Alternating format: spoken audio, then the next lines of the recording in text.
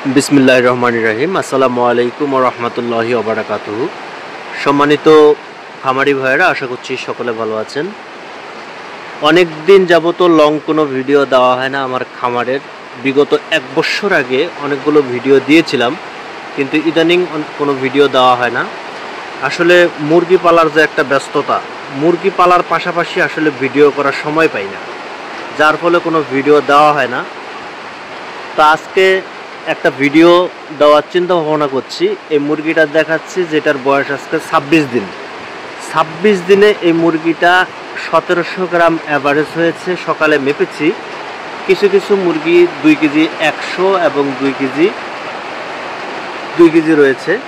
আবার কিছু মুরগি 1800, 1700, 1500 এরকম রয়েছে। তবে বেশিরভাগ মুরগি 2 কেজি সাইজ রয়েছে।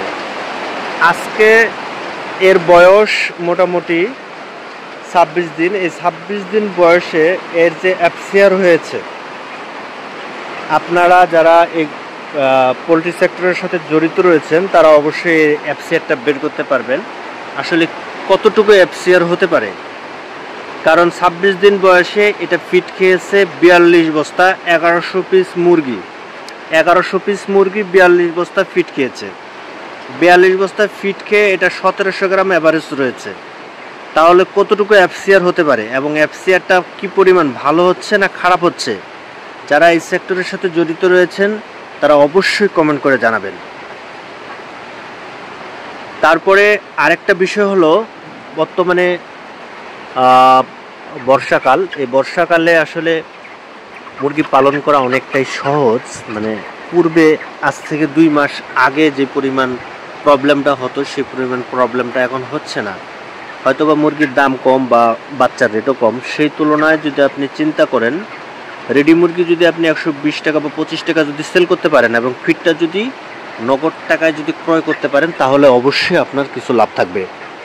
আর 2 মাস আগে যে মুরগির মধ্যে যে একটা রোগবালাই ছিল, সেই রোগবালাইটা আসলে এখন আর নাই। রোগবালাই অনেক কমে গেছে।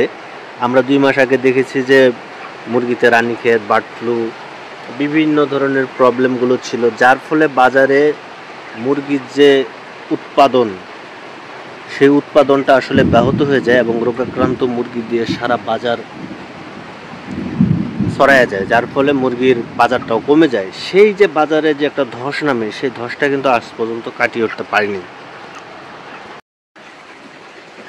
বাইরে প্রচণ্ড বৃষ্টি হচ্ছে, যার জন্য পলিথিনগুলো উঠিয়ে দেওয়া হয়েছে। এখন আরেকটা কথা হলো যে বর্তমানে এখানে একটা মুরগি আজকে হয়তো বা 15 কি 16 দিন পরে একটা মুরগি মারা গেছে। আরেকটা কথা হলো যে আপনার এই মুরগিটাকে কোনো ধরনের অ্যান্টিবায়োটিক আমি ব্যবহার করিনি, AD3 ব্যবহার করিনি, ক্যালসিয়াম ব্যবহার করিনি, জিঙ্ক ব্যবহার করিনি। শুধু ব্রুডিং পিরিয়ডে এটা অ্যামোক্সিলিন দেওয়া হয়েছিল, সাথে অ্যান্ড্রোসিন দেওয়া হয়েছিল।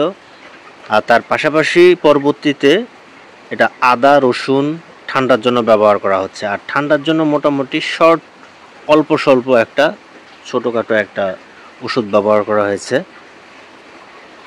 ওষুধের পরিমাণ খুবই কম লেগেছে। আর ভ্যাকসিন মূলত 2টা করা হয়েছে। 2টা গাম্বরো ভ্যাকসিন করা হয়েছে, রানীক্ষেতের কোনো ভ্যাকসিন করা হয় নাই। কারণ এই শেডগুলোতে আমার মোটামুটি 5000 মুরগি তোলা হয়। 5000-এর জায়গায় যেহেতু 1100 তোলা হয়েছে, তাই কোনো ধরনের ভ্যাকসিন করি নাই, যে অল্প পরিমাণ মুরগিতে রোগবালাই কম আসে।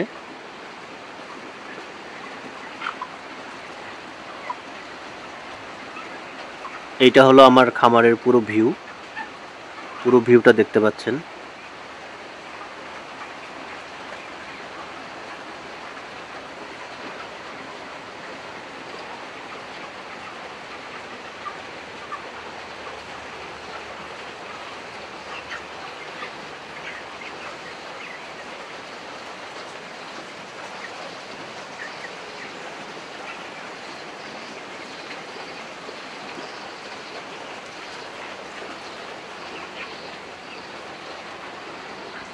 ধন্যবাদ সকল খামারি ভাইদেরকে। কোনো কোশ্চেন যদি আপনাদের মধ্যে থাকে অবশ্যই কমেন্ট বক্সে জানাবেন, জানতে চাবেন। ইনশাল্লাহ আমার মধ্যে যদি সেটা থাকে, আমি যদি জেনে থাকি, তাহলে অবশ্যই আপনাদেরকে অ্যান্সার করব।